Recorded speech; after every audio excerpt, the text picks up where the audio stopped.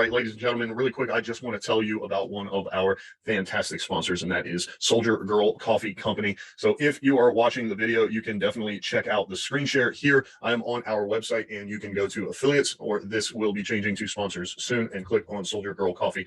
As it says on the website, Soldier Girl Coffee is a veteran-owned company. They definitely provide the absolute best coffee I've ever had.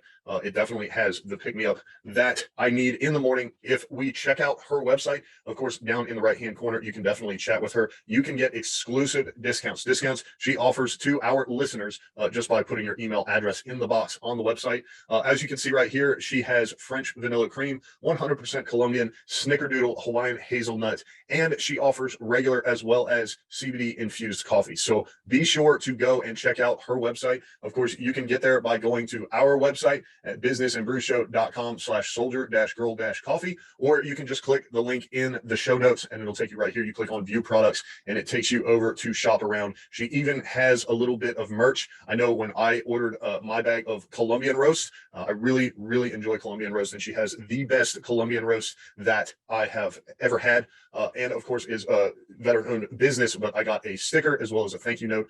So I really enjoyed that. So now I have my very own Soldier Girl coffee mug that I can drink my Soldier Girl coffee out of. So once again, right now, exclusive discounts just for our listeners. Everybody drinks coffee, whether you're a veteran or a business owner. You're going to need it. You're going to need it for your staff. You're going to need it for your break room. You're going to need it for your house. So go ahead right now, click the link in the description, in the show notes, right here, right now, and go get some Soldier Girl coffee today. Ladies and gentlemen, I am super excited and absolutely have to tell you about a phenomenal way to build your website and keep it up to date. My name is Ryan Smeltz, host of the Business and Brews Show and co-host of Veteran Talk Show. And if you are watching this, I want you to pay close attention to my screen share. This is the website of the Business and Brews Show. And the way I am talking about keeping your website, building it, getting it up to date, and having it managed is by Online Rob. So Rob is absolutely phenomenal. And what I absolutely love about this is he was able to customize the website exactly how I asked him. So as you can see, the homepage has a ton of different pictures from different episodes. Of course, here on the episodes page, you're able to listen on your favorite platform, whether it's iTunes, Spotify, Stitcher Radio Public, iHeartRadio, or Castbox. You can connect with us, of course, on Facebook, Instagram, YouTube. Listen to the 5 most recent episodes right here on the website. And of course, you can find our sponsors such as Soldier Girl Coffee and, of course, Online Rob. So the best thing about this is, as you can see on my screen, if you're watching, Online Rob is a veteran-owned small business. He will design, build, and manage the entire website for you. That comes with free unlimited updates, a domain name, your business email, and a logo if you need it. All included for our listeners is only $2.99 per year. As it says right on the screen, there are absolutely no contracts and no hidden fees. I handed this to him. He had it back within a very short amount of time. And anytime I need an update or have a question, he is there to help out. So I strongly encourage you, once again, for our listeners, you can go to businessandbrewshow.com/online-rob, or you can click on the link in the show notes. If you are not watching the video version, the link is definitely in the show notes. Be sure to check out our website. I'm super happy with his work. I'm really excited that I no longer have to figure out where to get an SSL, how to install it. I don't have to install the pixel for my Facebook ads. I don't have to manage any of the analytical tools such as Google Analytics, and I don't have to figure out how to connect the domain or set up a business email. He handles all of that for me for the low price of $2.99 per year. So once again, for our listeners, Online Rob offering this exclusive deal. Be sure to go check it out. Make sure when you fill out the form, you put that you heard about him from us in the How Did You Hear About Us box. Business and Brews Show or Veteran Talk Show. Of course, you can always use my name, Ryan Smeltz. And no longer, as a business owner, will you have to build and manage your own website. Have Online Rob do it for you. Take advantage of this exclusive deal, only $2.99 per year. Best of all, he can handle everything from, of course, a podcast to an e-commerce site. No matter what kind of business you run, Online Rob can handle it for you. So go right now, click on the link, fill out the form, take advantage of this exclusive offer, and be sure to put the show name in his How Did You Hear About Us box. Now, let's get back to the show. Ladies and gentlemen, welcome to Morning Brews. This is the short segment that is respectful of your time and gives you the kick in the ass you need to get your day started. So sit down, get your cup of coffee, get ready. And good morning, ladies and gentlemen. Welcome to Wednesday's edition of Morning Brews. My name is Ryan Smeltz, and today we're going to be talking about a business plan. Okay, now this is in the context of moving into the new year. And I have 3 bullet points for you. Number 1, write 1. 2, update your current one. 3, seek funding for growth. Okay, so we're going to touch on those 3 things. I know many of you out there who have bootstrapped from the ground up to build your business may not be familiar with a business plan. Maybe you didn't write one. Maybe it is a little unorthodox. I myself am used to, in the military, we used to write operations orders, and there was an acronym to remember each step. And if you take a look at a business plan and look at the steps and or paragraphs to write an operations order, they basically line up in parallel. So makes it easier for me to understand what it is I'm working to accomplish, where all my resources are going to come from, and be able to put all that in an organized fashion on paper or into a document. So that being said, coming into the new year, if you do not have a business plan, it may be smart for you to go ahead and sit down and write one. There's many different purposes behind a business plan, but I think most important is the fact that it gives you perspective on your current situation, your future situation, and where you want to take your business. So keep that in mind. Number 1, when we're talking about resources, you have other business owners that have already written business plans, so you can definitely use them for resources. And you have the Small Business Association, so SBA.gov. They have basically a template. You can go in and fill out each section and click next.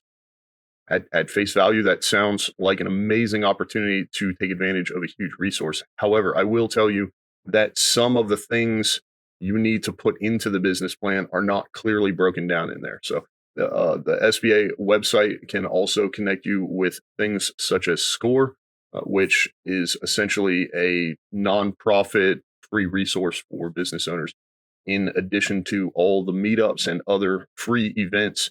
Especially as you move more towards businesses that deal in marketing, they're going to offer a lot of free events as well.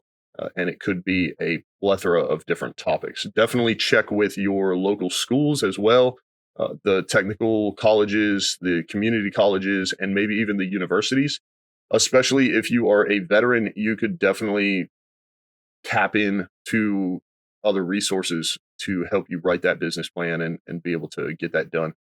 And have someone to help guide you through the process as well. So, like I said, if you don't have one, sit down, write one. That brings us to number 2, update your current one. So if you did write a business plan out the gate for one reason or another, even if it's just so you can stay organized, stay on target, and know and understand where you are and where you're headed, then now would be a great time to update your current business plan, because maybe you sit down and look at it, and when you see each of your growth stages, you're starting to hit all of those markers. So you need to kind of, expand your business plan to account for future growth. Or maybe you started out with one direction in mind and it turns out you're headed a different direction. So now would be a great time to update that business plan to reflect that pivot. Number 1, you underneath updating your current one, you can check off accomplished goals and you can add new goals to scale. So all of these bullet points, of course, are in the show notes, so be sure to check those out. But if you have already hit certain targets within your business plan, then you can go ahead and check those off as having happened already and add new ones in order to scale your business. So, from a growth standpoint, if your first goal was to hit $1 million per year and you hit that, and then you want to obviously grow your business, maybe you want to set your next goal at $3 million for the year. So as you hit those targets, making sure to check them off and then updating them and adding the new ones definitely helps keep it in perspective. So updating your business plan is going to help you. It's going to help your business coach know and understand where you're going, where you came from, where you want to take your business overall. And it also helps other key players within your company understand what your intent is so they can mold their job around that. For example, if you have a training manager or an HR manager, so the HR manager sees what you intend for the business to be and where we're at and where we're going. So they may have a more clear picture on who they need to hire, how many they need to hire, what types of people they can hire. The same goes for the training manager.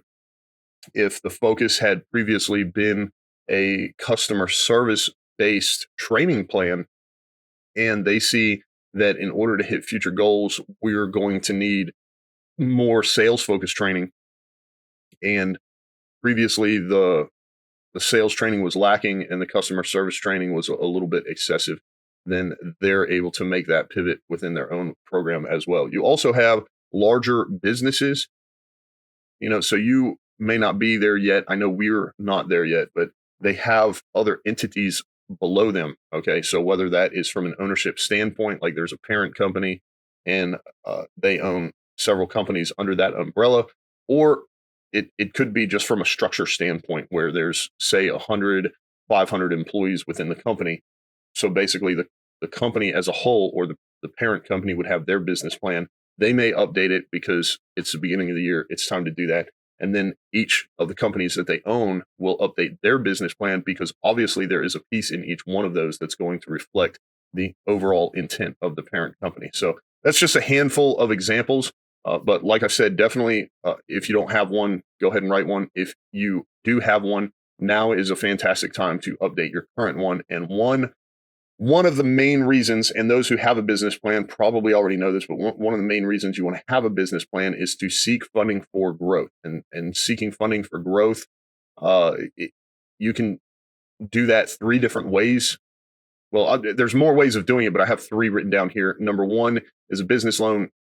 Two, seeking out a partner that's a good fit for your business. And number three, investors. So obviously a business loan, they're going to want to see more than just that business plan, but the business plan is going to show them that you have the steps laid out, and it's going to give them a clearer picture of where you intend on taking the business, that you're organized, that you're professional. And in addition to that, pieces of your financial outlook and history are going to come into play. Combine those together, and they're going to know whether or not they actually want to have a relationship with you in sense of a loan, a partner. So a lot of people misconstrue a partner. They see that word as bad juju. At the end of the day, it's an extremely common business practice. And really the only time a partnership doesn't make sense is from a business registration standpoint, because at the end of the day, you end up going in based off of percentages. You can file for an LLC and have much better structure and protection than if you filed for a partnership. But a business partner, in a more, I guess you could say, loose sense of the term, is not only a smart move, but if you look at any successful company, they have multiple partners, multiple professional relationships. So if you want this, the saying goes, I'm trying not to screw this up, but the saying goes, if you want to go fast, go alone. If you want to go far, go together. So business partner is definitely a smart move. There's a couple different dynamics to this, but if you think about it, especially if you are someone who bootstrapped your way to get to where you are, if you want to put gas in the tank, I guess the best analogy for this is if you pay for the gas with your money and the gas burns off and you don't make any progress, then you're out that money you used. And from a business growth standpoint, that could be a very large chunk of change. However, if you use someone else's money, so that's where the business loan partners and investors come into play.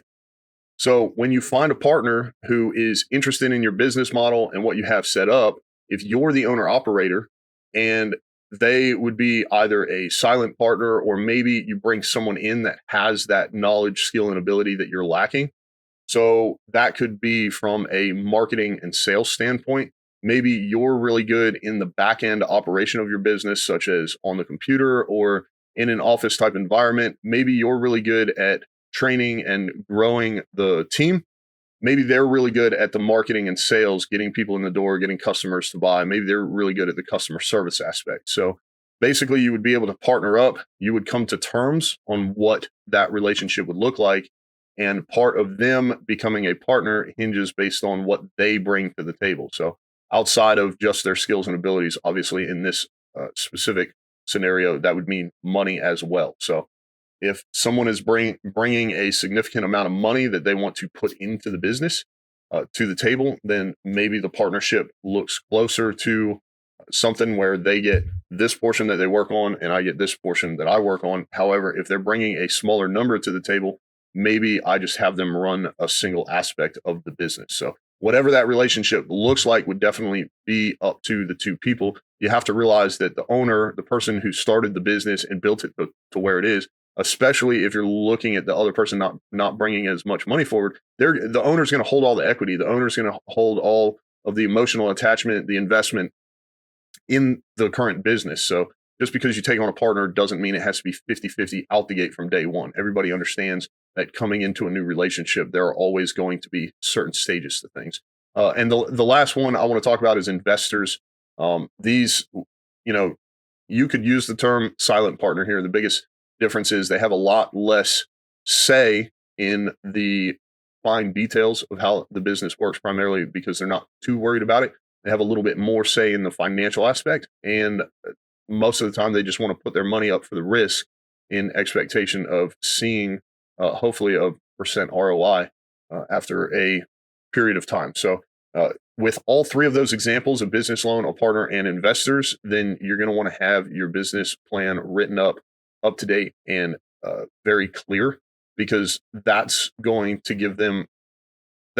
help these financial opportunities give more buy-in to your business. If you show up, dressed in a hoodie and a baseball cap, and you don't have a business plan or you show no evidence of knowing what you're doing, then they're not going to want to start a financial relationship with you. So that's all I have for today. I'm definitely putting the show notes down below, so check those out. Check out other episodes and our sponsors in the show notes as well. Most importantly, if you have gained any value from this whatsoever, if you just like listening to me talk, or if you want to get your friends on board, then share this episode with them, share the show with them, give us a 5-star review, and tell your friends to give us a 5-star review as well. It definitely helps us out. It helps us grow in the rankings, and our main purpose here, obviously, is to help small businesses out. So don't be selfish, share the love, and I will see you in tomorrow's episode of Morning Brews. Thank you so much for listening or watching Morning Brews. This, of course, has been the kick in the ass you need to get your day started. My name is Ryan Smeltz. I appreciate you tuning in and listening to this. If you've gotten any value from this or any segment on business and brews, be sure to leave us a 5-star review. Tell your friends. Make sure you subscribe. Tell your friends to subscribe and tell them to leave us a 5-star review. Thank you, and shout out to our sponsors, Soldier Girl Coffee and Online Rob. And I will see you on the next